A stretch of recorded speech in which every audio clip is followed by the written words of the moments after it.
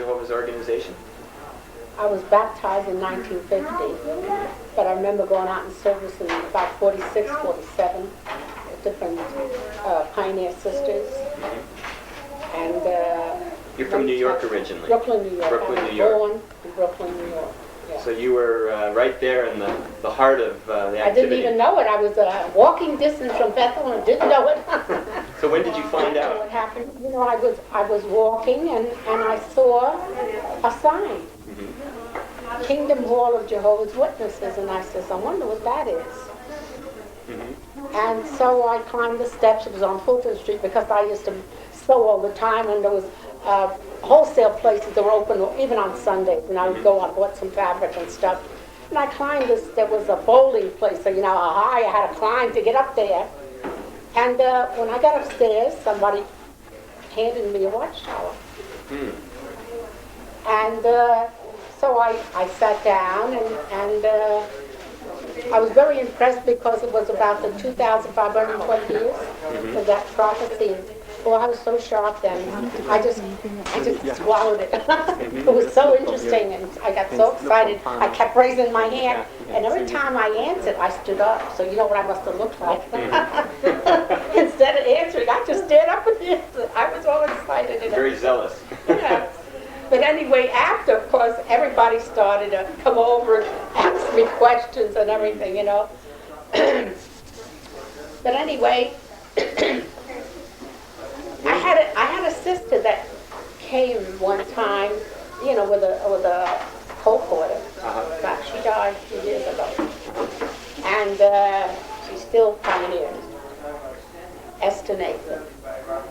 And they called on me one day, and I was with my mother. She had multiple sclerosis. And I had my sister's 3 kids and my 3 kids, and I wasn't in a very good frame of mind, taking care of one that was sick. Mama was sick. And the sister starts talking about, you know, in the new order, where nobody will be sick anymore, and she was bringing out all these things. Where is this in Isaiah, the 35th chapter, remember? And so I started to cry. I guess I was down, but it sounded so good I started to cry. She says, is something wrong? I said, oh, that's so beautiful. So she gave me a book. When I was a young girl, I read a book at night, 7 books a week at the library I got. Every night I read a full book, went to bed. That's how I was. So I read the whole book. I didn't look up scriptures, I just read it. It sounded so good. So the next day the sister comes by again and says, I just came to see how you were. She said, of course, you know, she says to me, you were down, and we thought, you know, maybe we can we do something? Can we go to the store for you or something? They saw how busy I was. I says, no. I said, that book was so beautiful. I said, have you got any more books? I read it. She said, you read the whole book? I said, yes, I did. Because I didn't look up scriptures. I just read it, you know. So next thing you know, she started a Bible study with me, and I you know, studying with her. But this was an Italian sister, and for some reason or other, sometimes she showed up and sometimes she didn't. So my sister Kay, Catherine Manning, she's now, every time we studied, she couldn't wait to come over to find out what I learned. And then, because when I repeated what I learned, it got deeper into my mind. So you were the first one that... in my family. And the first one in your family. So right. Then you were married to Sam. And when did Sam respond to the truth? Shortly after? Or? Sam worked nights, and he slept in the day, so it was really hard on Sam, you know. But one day when I was at Bethel, one of the brothers come over to me and he asked to walk me home. I said, no, wait a minute. I said, I have a husband and 3 children. She said, you have a husband and 3 children? I said, yes, I do. He says, oh, excuse me. I said, oh, that's all right. So the next day I said to Sam, you got to come to the Kingdom Hall. I want everybody to know I got a husband, you know? And when he came to the meeting, he liked what the brother said. He liked it. And so he got up. I was surprised, and he went over and shook the brother's hand. Would you believe it was a talk and headship?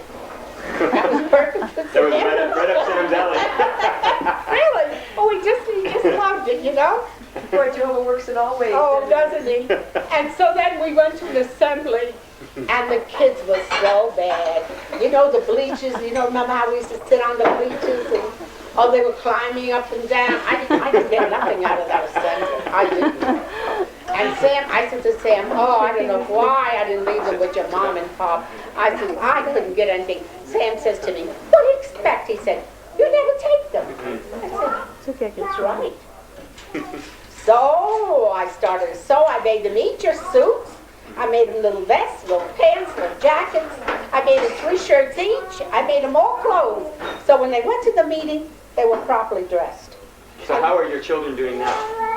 Well, my oldest boy, John, is a missionary in Spain. He pioneered, and, let's see, he went to Bethel. He was in Bethel for 5 years, and then he married a sister from Germany who was a special pioneer, and they special pioneered for a while, and then they got called to go to Gilead. Then from Gilead, they went to Spain, and they've been there ever since now. Because he does circuit work now. He's in everything right now. And his wife's both are doing beautiful. Both are doing very nice. Then I have a son, Paul. He's an elder in his congregation, his Watchtower study conductor. But I remember when Paul was a boy, he used to play sports in school, And one thing about my children, whenever the brothers would say something, or the publications would bring out about sports and stuff like that, Paul said, Mom, I think I'm going to quit this baseball stuff. I'm going to pioneer in the afternoon. I could get time in that way, And that's exactly what he did. And his teacher said, my kids were good at sports. Richard and Paul, terrific. And so the teacher, the physical training teacher says, why are you giving this up?